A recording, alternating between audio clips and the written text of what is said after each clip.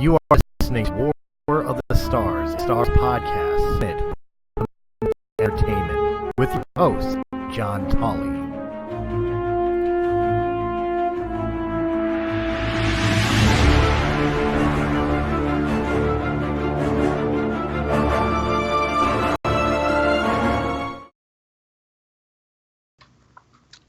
Hello, everyone, and welcome to War of the Stars, a Star Wars podcast.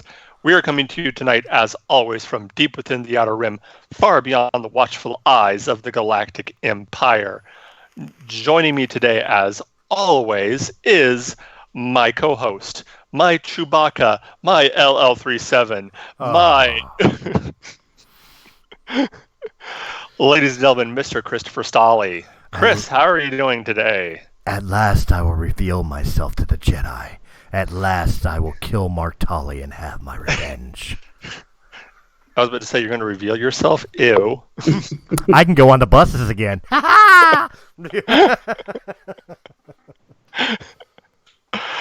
Also joining us today for the first time here at War of the Stars is the host of one of the newest shows here on Realm of the Mist, our... what would you describe it as? Our gaming show? Our Dungeons and Dragons show. Yeah, our D&D show. Ray, how are you doing, man? Hey, what's up in Audio Land? A pleasure to be here. All right. He is also known as the Chronicler. Did I do that right? I'm not much of a voice actor, but did I do that okay? It was pretty close, yeah. The Chronicler. There it is. Oh, well, it's been a couple of weeks since we've been on here, haven't we? Hey, with separation time between season 1 and season 2. Yeah. We're going to take a break today from our look at Luke Skywalker and do a little bit something different. So one of the most common phrases, probably the most common phrase in Star Wars, other than "No." Wait! I know it. It's the Wilhelm scream. Ah! Yeah. Okay. The third most common phrase. I got a bad feeling about this. Okay, the fourth most a very common phrase in Star Wars is, of course, "May the Force be with you." The Force is a common thread throughout all the movies, but what is it? How has it changed from George Lucas's initial thoughts on what it was, and what is it now? Today we look at the nature of the Force. So, in a nutshell, I mean, how would you guys describe the Force? Before we do, can I just say, with the way you just delivered we take a look at the nature of the Force, I, in my head, started hearing the National Geographic intro run through my head. Because it sounded like one of those setups. I want you to do that in a British accent now. Yeah. And here we have the Wild Jedi. Today we look at the nature of the Force. Love it. All right, so go ahead, Ray. You're the newbie here. Tell us about the nature of the Force. Well, that all depends on, in my opinion, which angle you're coming at. But what I personally think of as the Force is what Obi-Wan first said, when we were first ever introduced to the Force, is that it brings all things together. It binds us together, penetrates us. And, I think of it as more of a spiritual thing. Yeah, I think a lot of people, especially people of our age, our generation. I don't know how you are, Ray, but for me and Chris, we're in our early 40s. So we grew up with the original trilogy. So I think that more religious aspect of the Force is something we kind of grew up with. Mm-hmm. Yeah, that's what I would agree with. Yeah. Yeah. What do you think, Chris? I've always looked at it as like nature, especially from, again, like you said, the original trilogy, how it was always described as this energy field that surrounds and binds. And I've always looked at it as like, you know how like there's the light side and the dark side of the Force, and I know Clone Wars kind of separated the two and everything else, but to me, I've always looked at the Force as like it's just nature, and it's the same thing for both the Jedi and the Sith. It's just how they use and manipulate it. But it's just a natural thing in its own right. It's just the Force. Right. The Force in itself is just the Force. It's the user that determines whether or not it's dark side or light side. Right. No, I can get that. I can get that. So let's talk a little bit about those two aspects of the Force, the light side and the dark side, and you know how they. I mean, is there a? I mean, yes, there's a difference, but I think it boils down to intention and what you're using it for. Again, not to quote Yoda all show, because we could. But the Jedi uses the Force. The light side user uses the Force for defensive reasonings, or for peace, or for knowledge and wisdom. Yeah. Where never for a fact.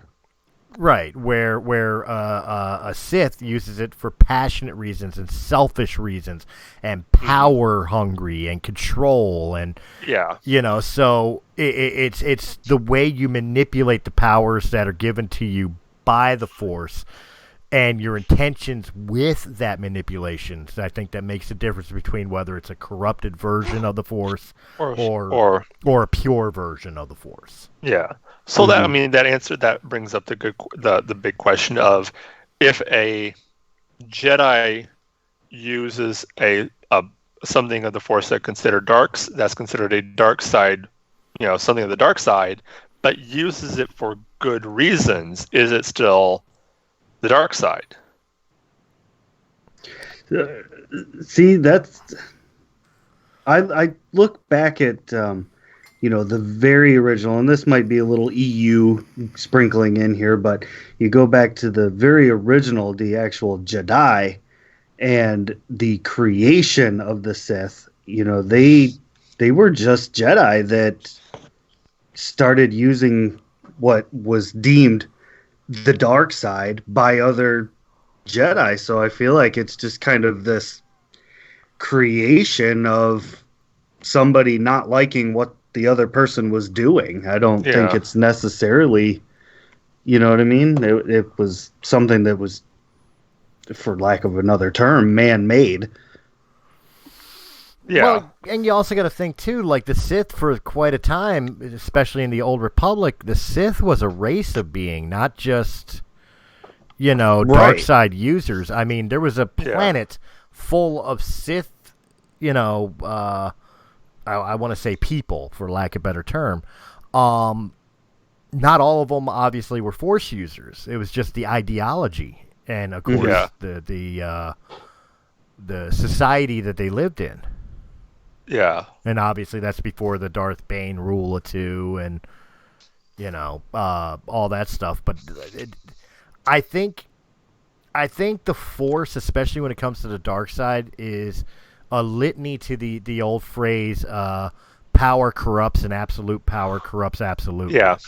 Yeah. Mm-hmm. Yeah. A Sith can have, someone who goes down that path can have the most altruistic motives in the world, but it's almost like that power just corrupts them so much that no matter how well intentioned they might be, eventually they're going to succumb. Look at Anakin Skywalker. Yeah. He had the most innocence of reasons. He wanted to save his wife and child. Yeah. But you wind up killing younglings. Yeah. Well, it's true. Yeah. But I think to answer your question on whether a Sith uses non-dark side style abilities or even for the reasonings, I think the reasonings are what matter. Like you said, altruistic. But I mean, like if they used a mind trick, which is, I guess, kind of down the middle. Could be dark side, could be light side. Or a force push. Mm-hmm. I think it's the intention behind the usage will determine whether or not it's like, well, that wasn't so bad, or hey, that was still a dark side move. Yeah. Right. Yeah. I mean, you can make the same argument. Could a Jedi, in his absolute, just and worthiness way, use something like Force lightning? Well, wasn't there? There is a form of Jedi Force lightning, if I'm not mistaken, isn't there? I think only in EU. I don't think it's been introduced in a new canon. Yeah, I don't. Yeah, I knew there. I thought there was at one point at least.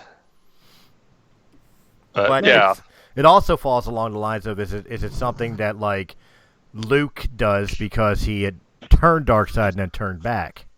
You know what I mean? So a trick he learned while he was succumbed to the powers of the dark. Yeah. Well, I mean, again, we talk. It's all about intent, and like that scene where you're probably referring to the scene in Jedi where he uses a force choke. Oh, I've always said that Luke was more Sith than Jedi throughout most of the Return of the Jedi. Yeah. But again, it was intent. I mean, what was his intent, to kill that Gamorrean guard, or was it just to simply incapacitate him so he could get through, so he could help save his friends? Right. That's that was his intent. Yeah. It wasn't like this malicious. If he could have gotten through with just simply walking through, I think Luke would have done that. But he was put in a position, and he did what he needed to do to get through. The intent wasn't to take over Jabba's, business or kill everyone there. That was his intention. That was just what ended up having happened to happen. But he could have just as easily mind tricked the Gamorrean guards. I mean, we know they're slow in the head to begin with. All he had to do was, you want to move out of my way, and they would have moved out of the way. And there would have been no physical attack. True. Yeah, I think at that point in the movie, though, we were supposed to get the sense that, like, Luke has made this change. He's no longer this whiny little Padawan, if you will, training under Yoda. He's there to kick ass and save his friends. Yeah. Although it was still funny that there was also kind of a pride thing to it, too, that we could argue the point of Luke Skywalker and Jedi. Announcing himself as Luke Skywalker, Jedi Knight, and friend of Captain Solo. You were a Jedi training dropout. Yeah.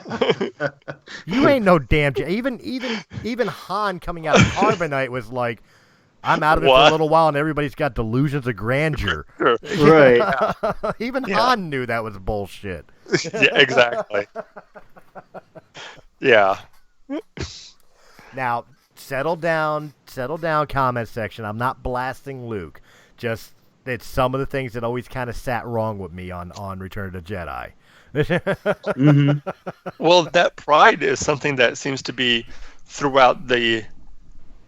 One of in the prequel trilogies, that was their downfall, was their pride. And do you think pride is kind of borderline on the dark side? I think it's definitely a part of it. Yeah. I was about to say, in real life, pride's a sin. Yeah. Right. One of the 7 deadly sins. Yeah. So, but wasn't Return of the Jedi originally supposed to be Revenge of the Jedi? Mm-hmm. Yes, but he changed that kind of fits where Luke was going at that moment in time. Well, if you believe some of the documentaries, it was originally supposed to be Return of the Jedi, and the studio said it was a weak title. Right. So he came back and called it Revenge of the Jedi, and that's the title it was under up until almost the day of release. And that's when Lucas came back around. He's like, no, I'm changing it back to Return because Jedis don't take revenge. Exactly. Yeah. So again, that goes back to the whole thing of how you use the Force, and the Jedi are not supposed to be these oppressive people. But in many ways, if you look at them throughout their history, in many ways they are. Oh, absolutely. I mean, they're very. I mean, they basically, if you believe the in-universe things that were said about, they take children from as infants to raise in right. monasteries, basically. Right. And they always teach to not give in to your emotions and all of that, whereas the Sith embrace it. Yeah. And that's what makes you a person, really. But even in the prequels, I mean, Yoda hit the nail on the head in Attack of the Clones when they were him, Mace Windu, and Obi-Wan were walking down the hallway talking about how arrogant, how sure of himself Anakin is as a Padawan, and Yoda's like, yeah, even the wiser, more experienced Jedis are kind of guilty of that. Mm-hmm. Yeah. You know what I mean? Like, he knew it. He knew that these guys were getting a little big for their britches as far as their role in the universe. Yeah. Well, as much as he's my absolute favorite Jedi, Obi-Wan was probably the worst about that in the 3, 1, 2, and 3.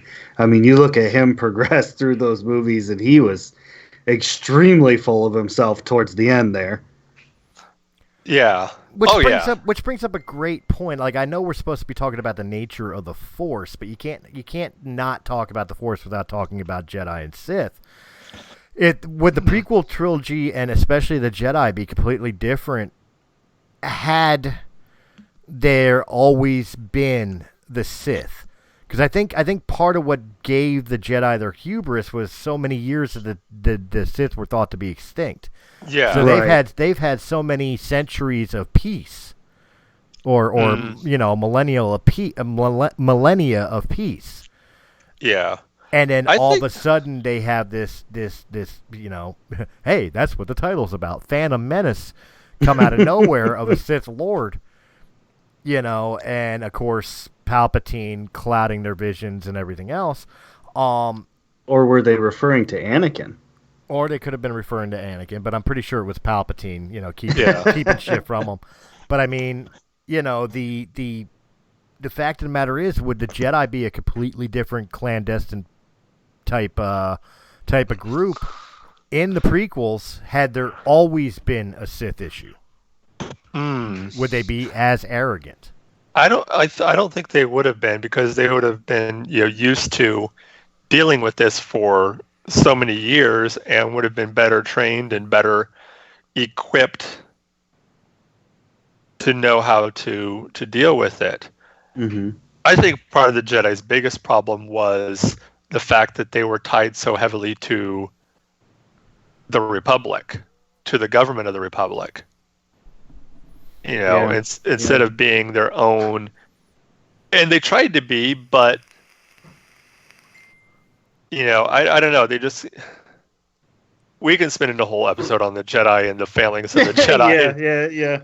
As it is. Well, but the biggest, I don't know. What's the biggest downfall of the Jedi Order in the prequels? Was it their arrogance in the Force and peacetime? Or was it being forced into the role of instead of being peacekeepers, into military generals? I think it was a little bit of everything, a little bit of both. I mean, in their arrogance, they thought they could. I don't think they were given much of a choice. I think the Senate kind of forced them into that role. Yeah, but again, because they had such a close tie to the Senate and to, everything like that they kind of put themselves in these situations where, as you said, they really didn't have a choice. Whereas if they had been always kind of separate from the Senate and the Republic and their own thing, then maybe it would have turned out differently. But it's hard to say. I mean, or is it very simply the nature of the Force? The Force knew that the Jedi were too big for their britches and decided to balance it out. Maybe the Yeah. whole entire prophecy wasn't even Anakin or Luke. Maybe that was just the catalyst, but the true balance was the Force turning around saying, the scales are tipped to the good side, it needs to be cleansed. Literal balance. Yeah. You know? Yeah, I've always agreed with that thought. Is there I needed mean- to be a balance, like a no kidding balance. Yeah, everyone tries to make it like this kind of weird, this, oh, it has to be all balanced to the good side and, everything like that. But what if it's a literal no? Instead of having, thousands of Jedi and 2 Sith, what if you come down to it's just 2 Jedi and 2 Sith? Right. Yeah. I mean, that would obviously we find out that there's more than, that, because, now we have not only, Luke and Leia, well, Leia, not anymore, but Luke, and now, of course, Rey, and somewhere out there is still, what's his name? From Rebels. Oh, Ezra. Ezra, yeah. Ezra's still out there somewhere, so we know that there are more Force users and quote unquote potential Jedi out there. So and of course, you also have to think about the fact, and I know it's not really touched in canon yet. It was touched a little bit in EU, and especially has never been touched in the movies, is there are wild Force users out there. Mm-hmm. There are ones that don't fall under the guidelines of Jedi or Sith. Of course, I hate the phrase gray Jedi because it's an oxymoron. But the fact of the matter is there are untrained Force users. People like Maz Kanata. Actually, in the movies it was touched. Maz Kanata is a perfect example. Maz Kanata, the Keeper of the Wills. Keeper of the Will. You can't tell me Chirrut was not a Jedi, or at least a Force user. Oh yeah, no, very much so. Blind man walking through that battlefield, making it to that switch. That wasn't you forgive the pun here. That wasn't blind luck. That was the Force.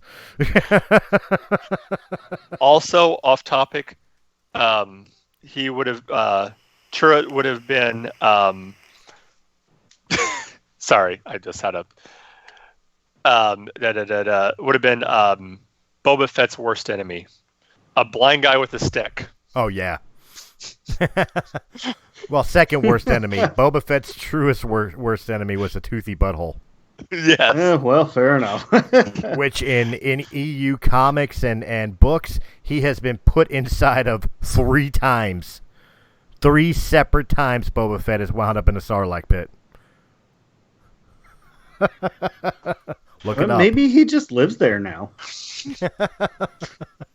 Yeah, he has greatly improved his situation. Which means for people that like my joke about a toothy butthole, it means Boba Fett's a backdoor man.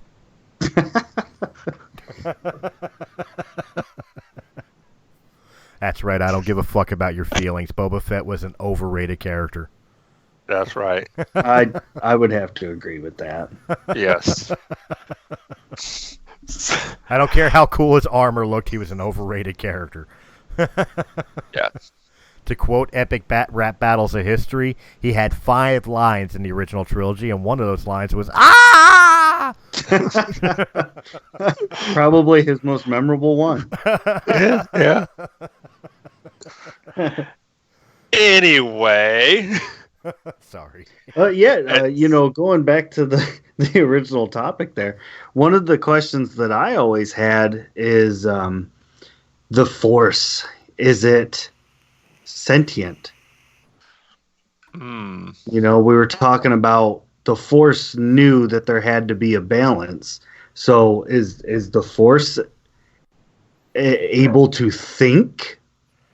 Or, you know what I mean? Well, technically, if you go by the Clone Wars episodes where you met the physical representations of the Force and the light side and the dark side being the children, yes, I would say the Force is very sentient. However, if you want to go off of Lucas trying to quantify the Force, then no, because what tells... Actually, yes, it would still be yes. Because even though some blood disease is the reason Jedis can talk, can know the will of the Force, it's still the Force speaking to and through the midichlorians. I know, dirty M word. But I mean, yeah, but, either way you look at it, it's still a sentient energy. Yeah. See, being someone who was, who's been raised in church and has gone to church all his life, one thing that I've always kind of started to look at the Force of is, and if you're, like I said, grew up in a evangelical Christian family like I did, it's in Christianity the Holy Spirit. Mm-hmm. That's kind of how I almost see the Force, is like it's a guide, it's a helper. But it's there for the Jedi to use to help them along. I also kind of look at the Force as kind of a drug. Not in the sense that it's harmful to the user, although obviously dark side is. Look at Palpatine and his scrotum forehead. But I mean, the truth of the matter is, especially when it comes to the Sith, I think it becomes very addictive using it. Yeah. Oh yeah. Yeah. Well, and that's, I think that was another thing, going back to the Jedi, is, using the Force as a tool.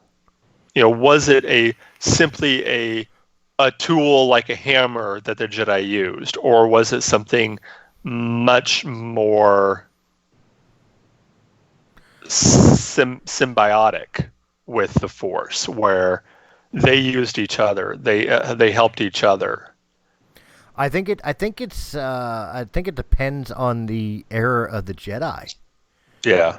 Because I mean, when you look at again the prequel Jedi and their hubris, they were very much using it as a crutch or tool or something of that nature, something that they controlled in a sense. Yeah, I would dare say even canon Luke Skywalker more used it as a symbiotic relationship. Yeah, and I think that might have been one of the things between the Sith and the Jedi, especially during that time, is the Sith would have come out and said something like, you say all these things about the Force and your relationship with the Force, but even though we may use it for different things, you're using the Force the same way we are.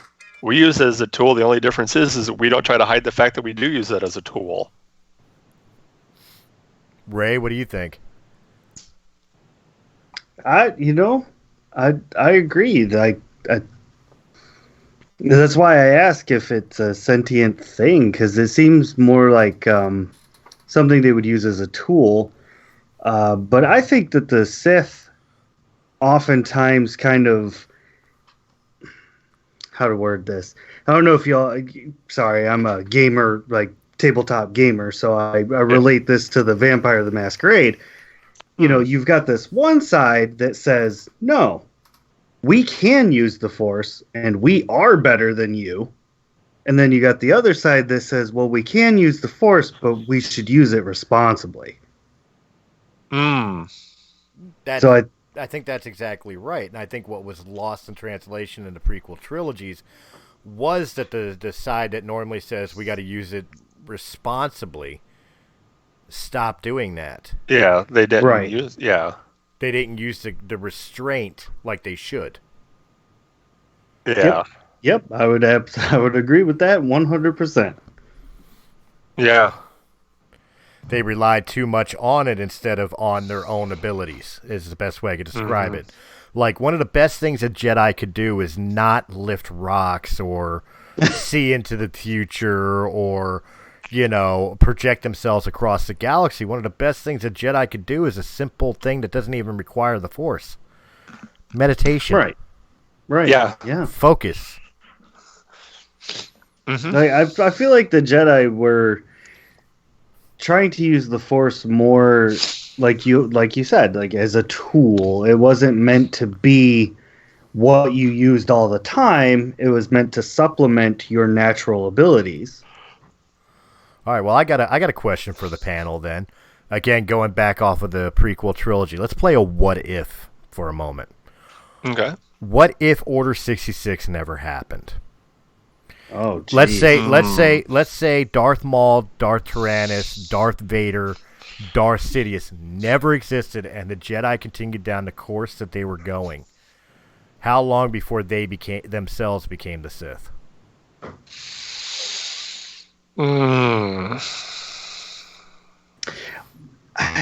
I think it wouldn't be too much longer before we saw another split, much like any religion, where, a certain amount of people would think, oh, well, I like this belief system, but I only like these parts. So we're going to make our own thing over here.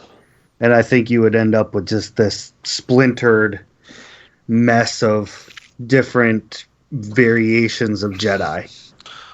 Well, I mean, and here's the question. Here's the question, though. Was like, let's take it. Like you said, take out Palpatine, Vader, all of them. Was Order 66 inevitable? Was that something that eventually, even if it would have taken another 1,000 years or whatever, was it inevitable? Was it was there that breaking point that the Jedi would have, whether it's internally or externally, the Jedi would have crumbled? I think so. That's the reason for the question.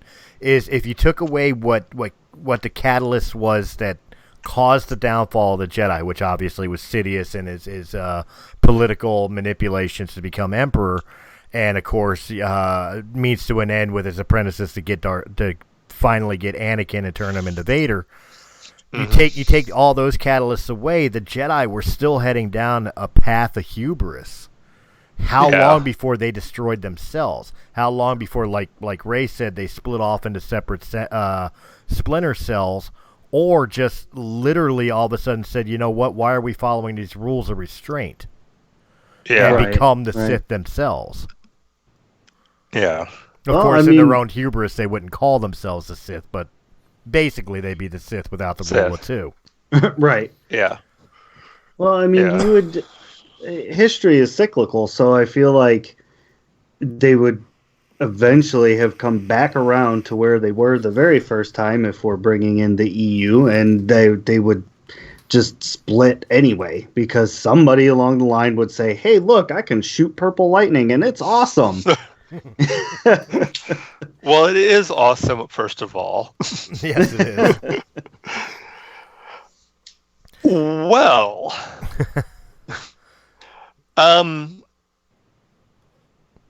Brain thought. Yeah, brain fart.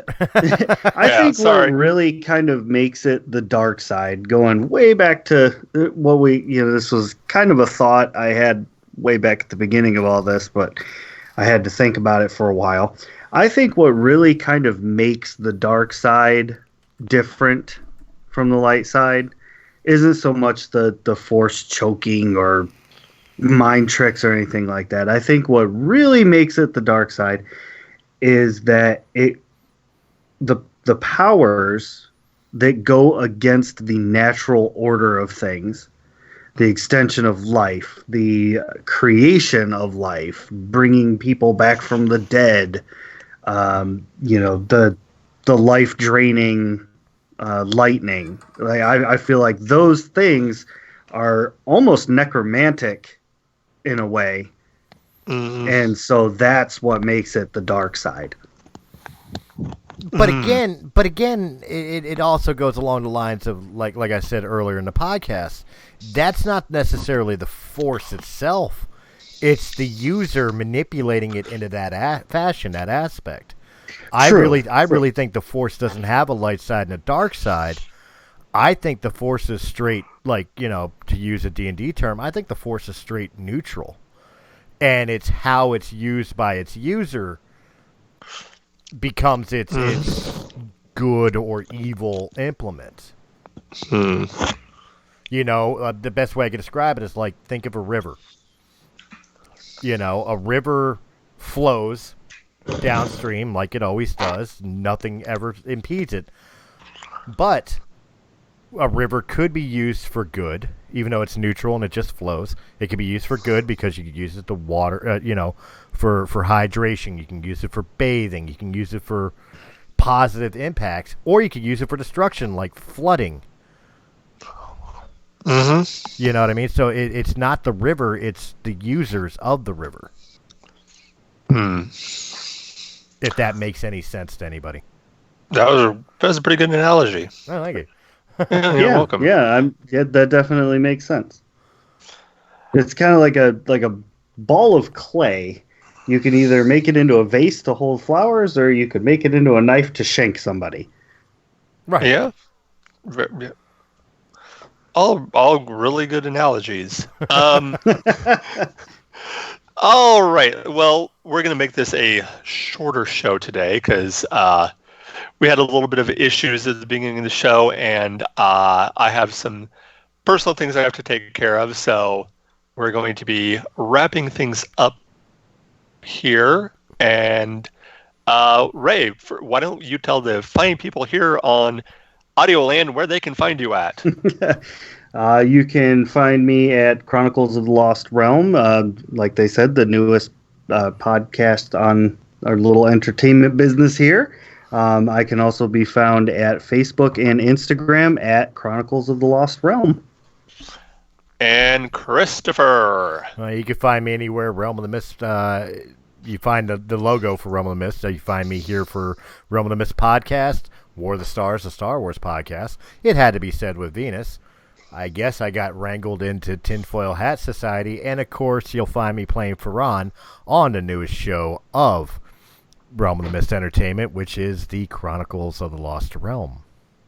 Dun, da, da, da. And you can find me right here at War of the Stars, a Star Wars podcast, on Twitter at John Mark Tully 1, because I am, of course, the number one John Mark Tully on Twitter. On Facebook at Mark Tully. And remember, ladies and gentlemen, to give us a like and subscribe on YouTube. Also, check us out on our wherever fine podcasts are heard. Anchor.fm. Anchor.fm. Also, remember, give us the monies on Patreon. We want the monies. The monies. Please. We want the precious. and with this adpocalypse going on YouTube right now, Realm of the Mist Entertainment does have a Daily Motion account as well. If things go really south with YouTube, you may find us there. So if you're on Daily Motion, I suggest you go ahead and give us a like and subscribe over there as well. That's right. But yeah, also, we have of course, our War of the Stars T-shirt, custom made for anybody who wants it. I still gotta send you my $10, don't I? Shit. Yeah. Thanks for the reminder.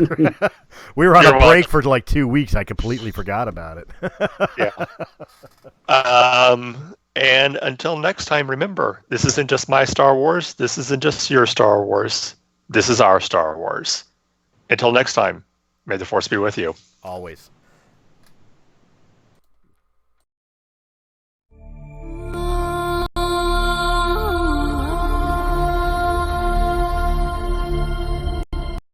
Hey, Dad's home! Golly, Pop, we have been waiting all day for you so we can listen to the radio. Daddy, may we listen to Chronicles last round? I want to listen to the Lone Ranger. Now, son, you know we only listen to the highest quality, high fantasy, chaos-fueled podcast around. Oh, shucks.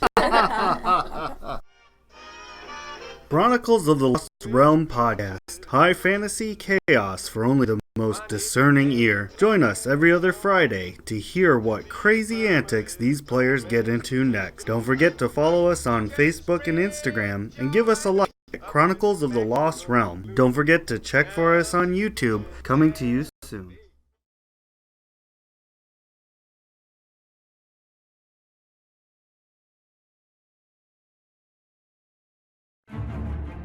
Hey everyone, this is John Tolley. Check out War of the Stars, a Star Wars podcast. Each week, me and my co-host Christopher Stolley discuss the news and theories surrounding one of the largest movie franchises in the world. So join us every Wednesday at 8 Eastern as we travel to the galaxy far away, here on Anchor FM and wherever fine podcasts are heard.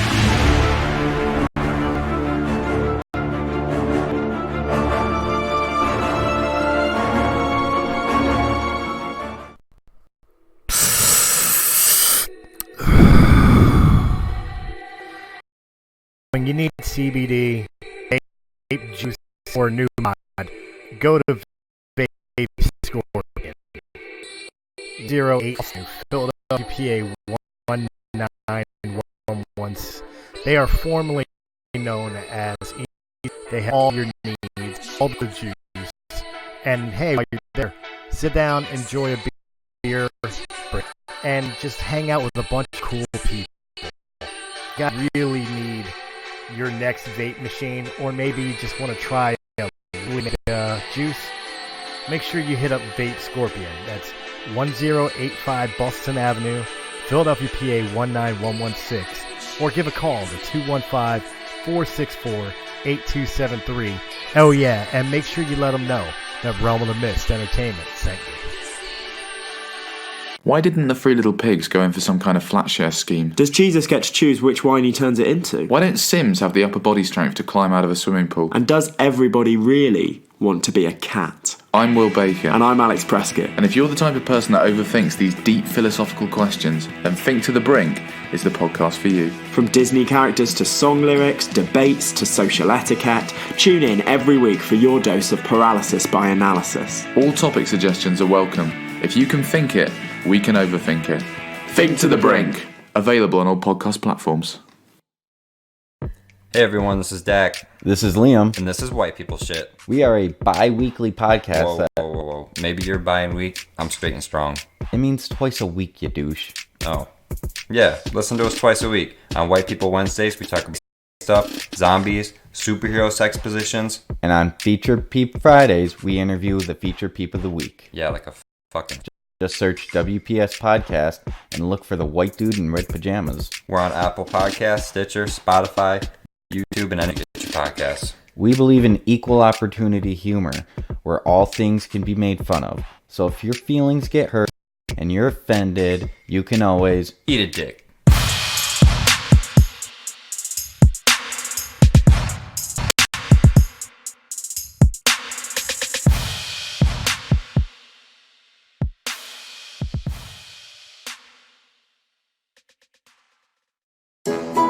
He said, but she said, how dare you say that? That's offensive. Well, someone's getting it. It had to be said with Venus. Catch the live show Tuesdays at 9 p.m. Eastern Time. Check out the recordings at any time. Guest tips weekly.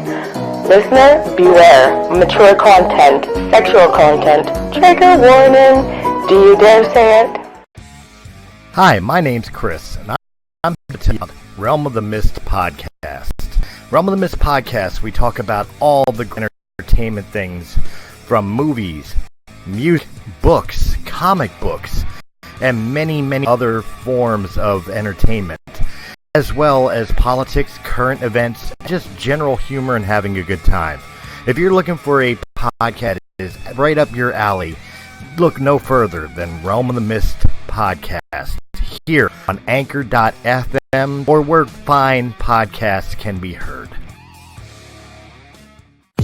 Hi, this is Dave from the Comic Collection at 83 Bustleton Pike in Feasterville, Pennsylvania. Our phone number is 215-357-3332. We are right next to Northeast Philadelphia. We have action figures, gaming, statues, albums, and CDs, graphic novels, other knickknacks, and, of course, comics. Established in 1985, we are your go-to store.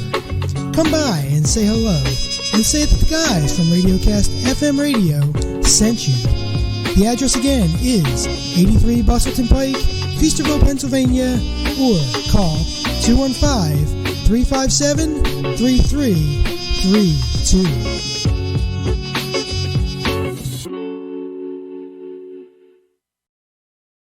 Three-eyed turtle? Is that all right? What the fuck is a three-eyed turtle? Who wants a mustache ride?